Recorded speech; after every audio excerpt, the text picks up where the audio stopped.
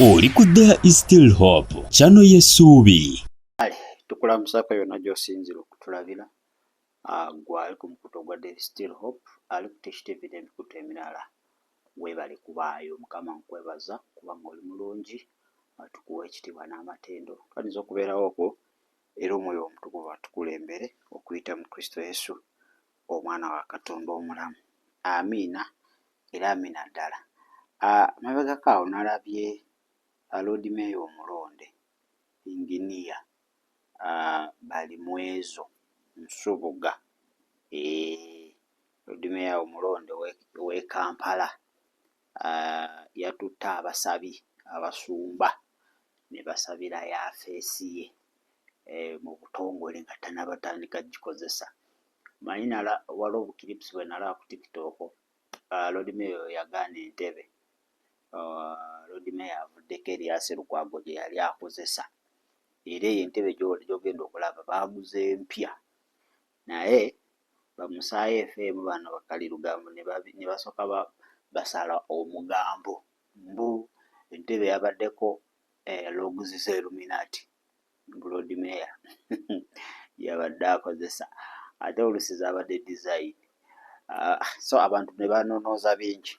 Naye kino ekyakoleddwa Inginiya bali mwezo kiralamuko kubanga okuva we yeesimbawo paka okuyingira ofiisi yeesigamye Katonda. Yakkiriza Katonda nti agenda wangula era n'awangula. Era kati n'okutandika ofiisi ye mu butongole yeesize Katonda. Kati ne kireeta ebibuuzo bingi mu bantu. Oba ono ye mulonde ani ate n'abalala babalayira bakwata Bayibuli naye ate bakomekereza bakoze ki? Bakoze manyanga. So nalabyewo abasumba bangi. Nalabyewo omusumba ono wa Kingdom, namulabyewo bangi balala mannya ngeerabidde. Waliwo ge nalabyewo ne gamba bali mwezo n'anaawona. Kale kasooke nkuwa akatambi ako olabe Inginiya abali mwezo ng'akkiririza mu Kristo kubanga amukulembera emirimu emitongole Bannayuganda oba Bannakampala gye bamwesigise mu myaka 5. Ate tukomewo. Today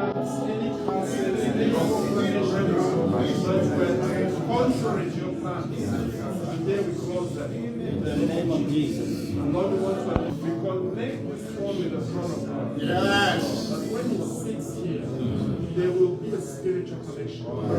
He will receive ideas. He will receive thoughts. Lord, there will be an open heaven. In the name of Jesus. Connection. Lord, he will download. Yes. The moment he sits down, he will begin to receive downloads. In the name of Jesus. Because you love the people of God, Lord, your ideas, what you want us to become. Lord, we connect the throne today with the throne in heaven. In Jesus' name. Amen.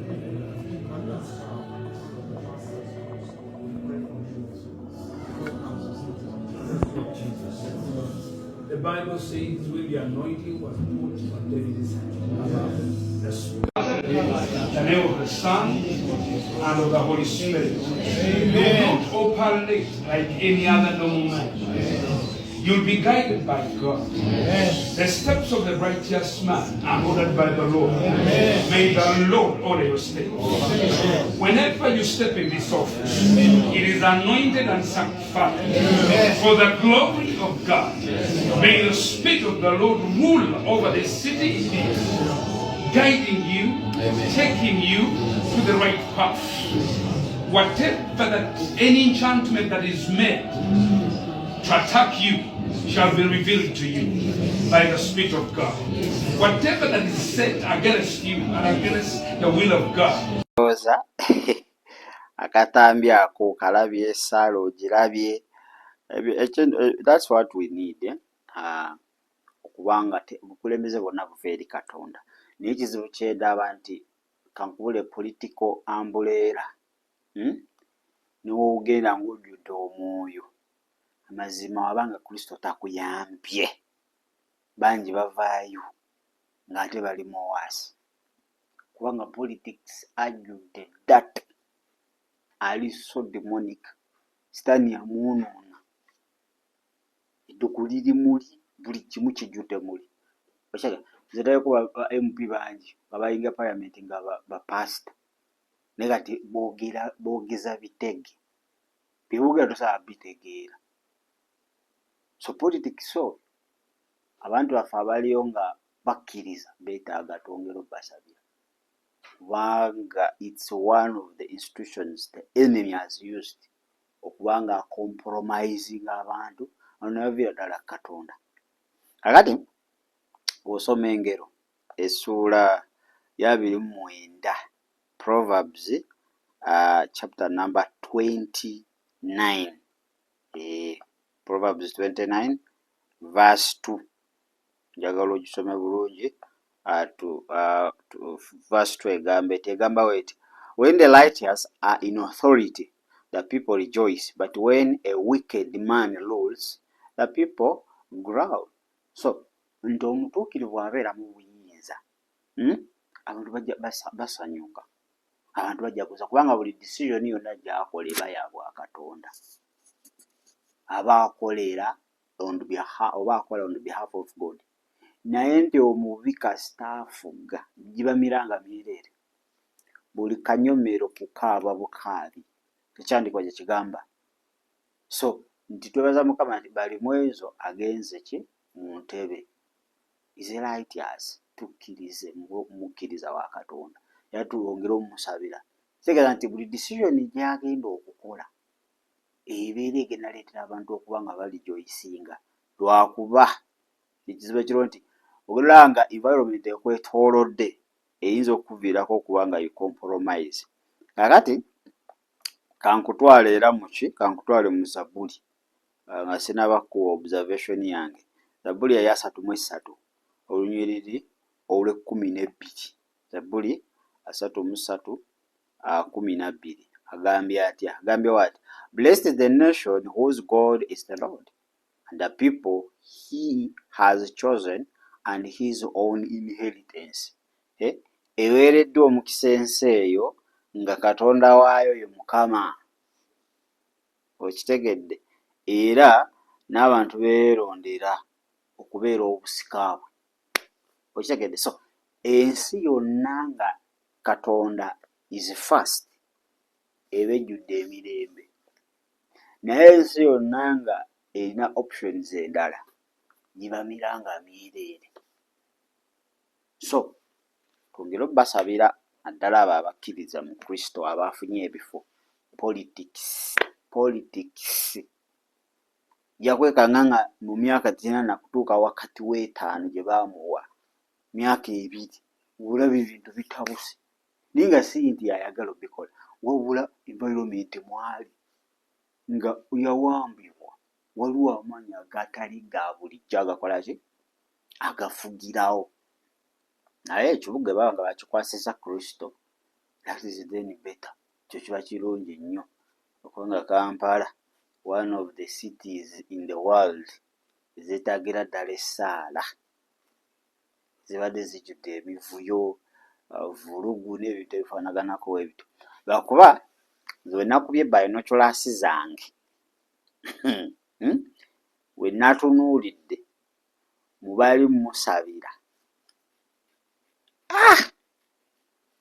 biiriza ensi ye, biiriza ensi ye. Agambye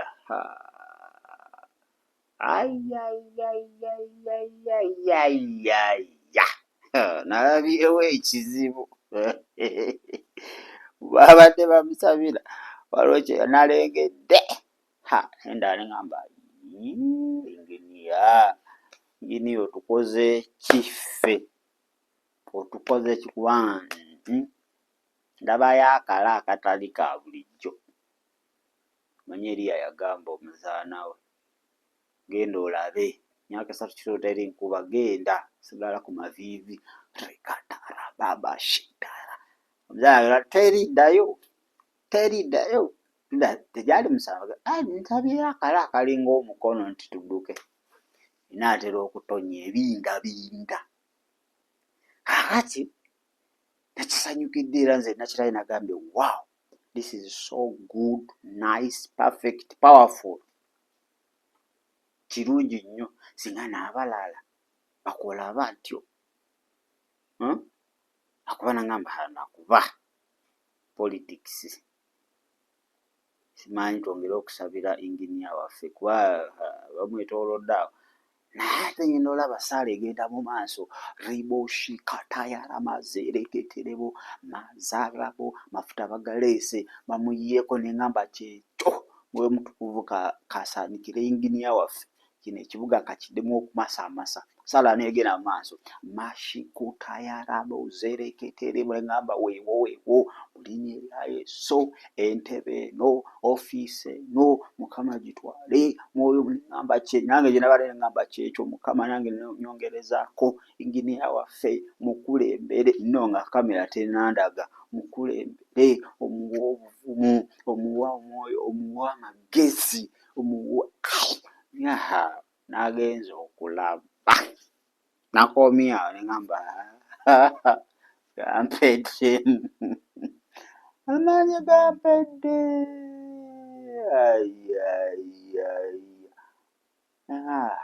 waliwo noono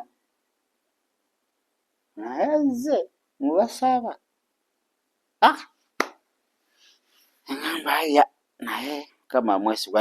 Anyway ebadde bayithawa yange nga nze omuntu naye ekyo ekyakoleddwa kirungi nnyo. Kirungi nnyo okubanga ofiisi ezo tuziwaayo eri Mukama. Nekyasinza okuba nga kyewuunyisa abantu okubanga Lord Mayor yaganye entebe enkadde waayi ebibuuzo bingi ansa tewali lwaki ate eri yabadde eraga obuyinza eraga naye n'agigaana n'afunayo zino ezaffe ng'eza bulijjo wadde yo eri expensive okitegera babibakira ne babibakira nagambaho mwe musaagala n'omusaagala eyabaddemu yabadde mulogo nnyo muzibu mbwama mulengera entebe ye gy'abadde atuddewo mulaba akantu ako temulaba laba entebe eyo si gundi eyo bamunda triangle eyo si liiso eyo si third eye. Abala ne babisala ne basala omugambo simanyi bagwamu birowoozaako ki naye ffe nga there is still hope twasanyukidde ekyakoleddwa okubanga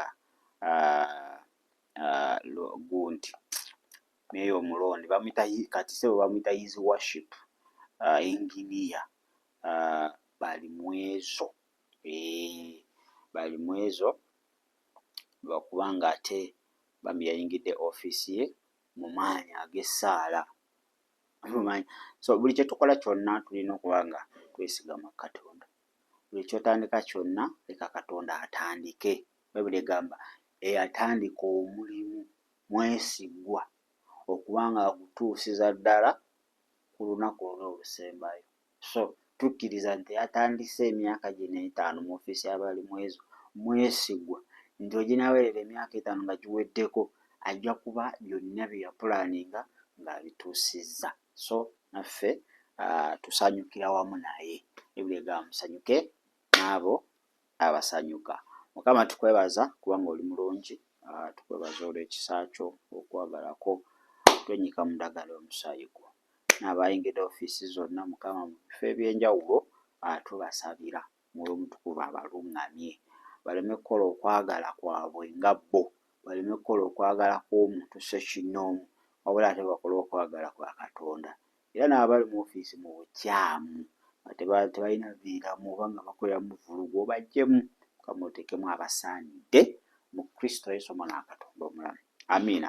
Kakati ngeri abalimu ezo yayingira ofiisi era n'afuna essaala mwe Mukama amukulembere naye ate gwe atanafuna Kristo kati oli bubi kyekisingira ddala kufuna Kristo Omwana wa Katonda. Buli yafunye ofiisi just ofiisi sawa yonna emyaka 5 basobola omusigazamu oba omugyamu naye ate gwe kofuna Kristo that is a permanent deal. Oba omaze okufuna byonna. When you have Christ you have everything. Gamba Yesu nkuwa obulamu bwange leero obeere omulokozi era mukama waabwo. Saasira obutali butuukirivu bwange onaze n'omusaayi gw'ontukuze. Njetula n'akamwa kange nze nti ndokose okuva olwaleero mu Kristo Yesu omwana wa Katonda omulamu atusabidde. Amiina era amiina ddala. Kale kaneetolemuko katono comment section tetugivunaanyizibwako nga there is still hope. Ebyo byolaba mu comment section abantu bakomentinga birowoozo bya buli muntu sekinnoomu nga ye ku mutendera gwe wabula si byaffe nga there is still hope. Kale kaneetolemuko katono wenkomawo bingi bye tulina okuba nga ate tutunuulira mu linnya erya Yesu.